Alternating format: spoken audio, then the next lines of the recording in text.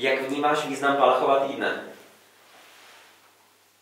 No, Palachův týden, já myslím, že to byl jeden z největších mezníků, dá se říct, v období od roku 68, kdy v podstatě Palach a jeho následovník vlastně díky tomu, že chtěli vyburcovat tu letargii v té společnosti, která nastala po tom 68., tak se odhodlali tomu vysoce hrdinskému činu, protože kdo z nás by obětoval svůj život a ještě takovou smrtí na to, aby probudili lidskou společnost. A já si myslím, že se jim to podařilo. Podařilo se jim to velice dobře, protože vlastně každoroční výročí po tom Palachově smrti bylo demonstrací proti totalitnímu režimu a ty demonstrace, dá se říct, že nabývaly na intenzitě pořád, rok od roku. A vešlo to do podvědomí národa nebo lidí obecně, čím dál tím víc, a že to byla taková předzvěst, nebo jedna z příčin a velikých příčin potom v podstatě sametové revoluce v roce 89.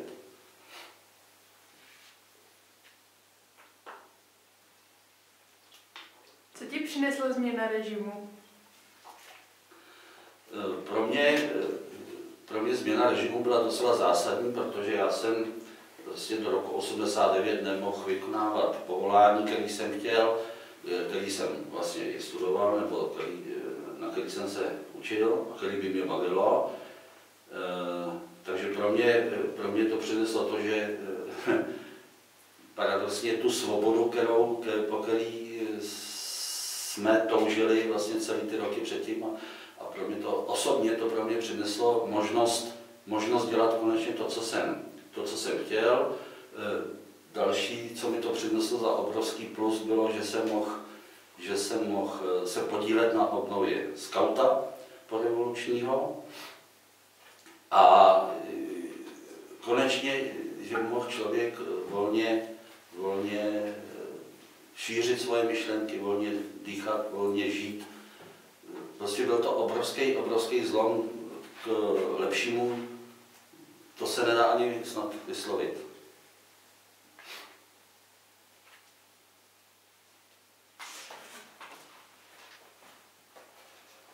Jaký byl život před listopadem? No, to je hrozně těžká otázka. Život před listopadem. Záleží, z jakého pohledu se na to člověk dívá. Z pohledu běžného člověka, který nijak neškodil režimu a žil s ním tak nějak v symbioze, tak jediný, na co si ten člověk mohl stěžovat, bylo, že prostě za první, paradoxně, bylo hrozně draho. Co se týká potravin, co se týká spotřebního zboží, tak bylo daleko dráž než dneska, i když lidi si myslí, že to je obráceně, ale bylo to tak. Navíc to zboží v těch krámech vůbec nebylo. Nebyl papír na záchod, základní hygienické potřeby, nebyly ovoce pro děti, pomeranče. To bylo akorát na Vánoce, aby ten režim těm lidem trošku zavřel pusu, tak navez pár kubánských pomerančů a to bylo všechno. Čili v této ekonomické oblasti byla docela bída. A co se týká morální oblasti, tak si myslím, že ta devastace toho národa byla úplně příšerná, protože v podstatě člověk nemohl nic. Když řeknu cestovat, tak je to takový, že bez cestování by se dal člověk obejít, ale my jsme tady byli sešňurovaní za železnou oponou v nějakých hranicích a člověk nejenom, že nemohl vycestovat ven, ale nemohl ani přijímat zprávy ze světa. Nemohl přijímat ani, když se to jen zmíní o oboru, tak nemohl přijímat zkušenosti nebo výsledky nějaké vědecké činnosti ze zahraničí. Jo, byli jsme tady uzavřeni prostě jakoby do takové ulity, který nebylo uniku a do té ulity taky nebylo uniku. Čili v tomhle tom to bylo docela tristní. No a jak jsem říkal, v té morální rovině potom, tak tam ta devastace toho národa byla úplně příšerná, protože nikdo nemohl svobodně projevit jakýkoliv názor, nikdo nemohl podílet se na tvorbě té společnosti. Prostě všechno bylo dané, všechno bylo hlídané. Někde jsem četl, že snad každý pátý člověk v republice byl členem StB, nebo aspoň spolupracovník StB, čili ten režim, co se týká této oblasti toho morálního života, tak si myslím, že se podepsal na tomto národě tak hrozný způsobem, že se z toho budeme ještě dlouho zpamatovávat, než tohle to úplně vymizí, protože ty zbytky, nebo ne ta zbytky, ale tyhle ty přežitky z té doby vlastně jsou dneska pořád v té společnosti vidět. Jsou markantní. Čili ten život opravdu nebyl dobrý a nebyl dobrý z jakýhokoliv úhlu pohledu, když si nad tím člověk zamyslí, tak v podstatě nebyl dobrý vůbec, obecně nebyl. Čeho jsi se v roce 1989 bál? Je něčeho, čeho se podobně obáváš dnes?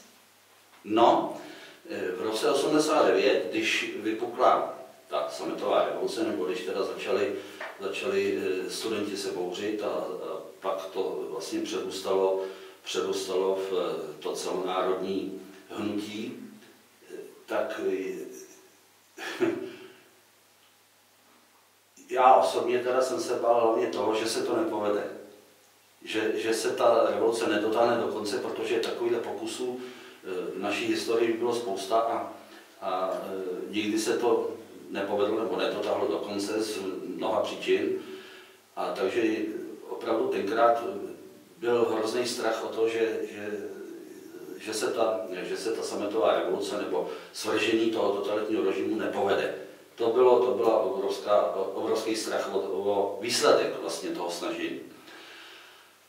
A co se týká dneska, tak dneska mám zase opět strach, protože když člověk vidí, co se děje v okolních státech i u nás, při nástupu různých populistických a extremistických jedinců nebo i skupin, který se dostávají jakoby do podvědomí lidí a lidi jsou ochotní je volit,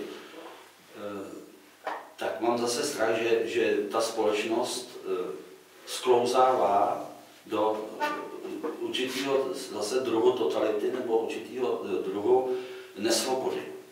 Jo, protože všichni tyhle ty populisti a všichni tyhle ty mají jeden jediný cíl, nebo samozřejmě víc, ale ten hlavní cíl je prostě nějakým způsobem řídit a ovládat tu společnost.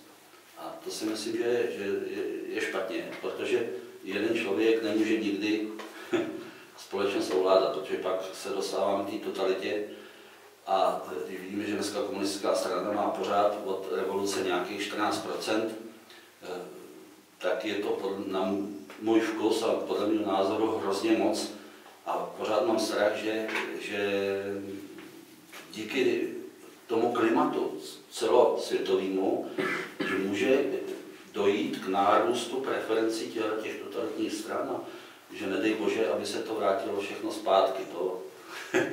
To bych asi nepřežil.